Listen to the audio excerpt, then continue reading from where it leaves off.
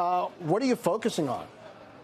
Yeah, interesting, John. If you look at each month of this year, the S&P 500 has had dips in the first couple weeks of each month. About average about 10%. And here we are. We've had these kind of late month rallies. We're still down 20% in the S&P 500, but we are, like you said, struggling to find direction into the end of this month, into the end of this quarter. And so the rally is just kind of petered out here. So I just kind of suspect that we're losing some steam into what's going to be a very dicey July with probably some earnings announcements early in the month, and then obviously some downgrades to guidance for the back half of the year. So I think investors are really still trying to parse out what is the proper multiple in such a difficult environment where the visibility is so low, where interest rates are going to stay high, and we really, this inflation thing is just going to be sticking around at least for the back half of this year.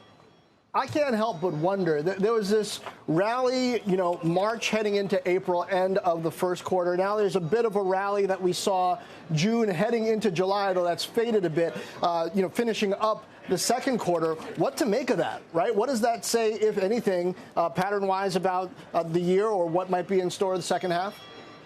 Yeah, I think that's a really good point, John. And I would just say that what's changed, be it like quarter over quarter, is that the Fed started raising interest rates. They were talking about it early in the first quarter, but in mid-March, they really did. They had their first 25 basis point hike. And since then, we know that there's been a couple more, and they've been very steadfast about what they're going to do in July and then again in September. So I think the rates, the fact that we have a 10-year above 3%, the second quarter started the 10-year at 2%. So you think the quarter over change in that. We also have a dollar that's very near multi-year highs here. So, and then again, the inflation readings, we're going to talk about it a little bit. They're not letting up anytime soon, although we're seeing many signs that inflation might have peaked.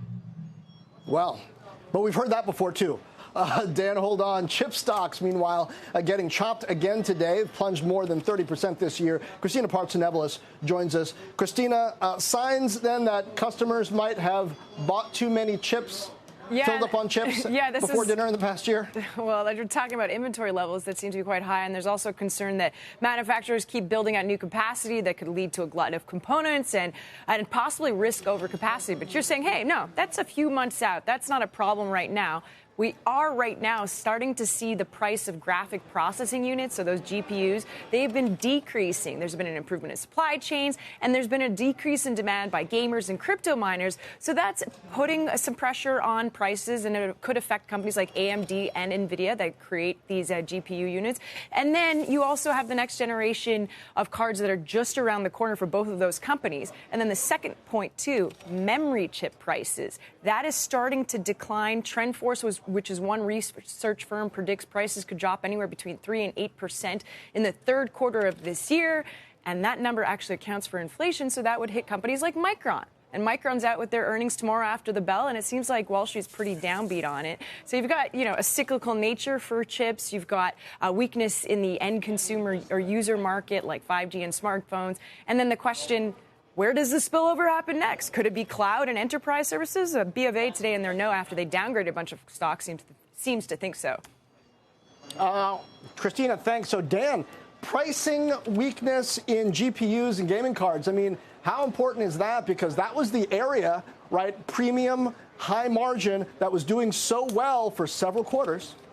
Yeah, so you know this space very well, John. It was doing very well, and it was also being applied to a lot of new technologies, right, over the last few years. And then when you think about the pull forward in some of the demand for some of the products that those GPUs were going into during the pandemic, this is something we're seeing in lots of different parts of technology here. So I just say this about NVIDIA. I think we all agree that this is a company that's done, tremendous job as far as market share and innovation, but it's a $400 billion market cap company that has been cut in half over the last, let's call it 7 or 8 months or so, that trades at 11 times sales. So if we're in an environment where investors are still really concerned about cyclicality, about inventories, about over ordering, you're going to be really kind of careful about a stock trading at this sort of multiple. AMD is also down about 50% or so, but trades at a little less than 5 times sales. And they've also done a really good job on some of these other technologies, emerging technologies, and also taking share. So I think that,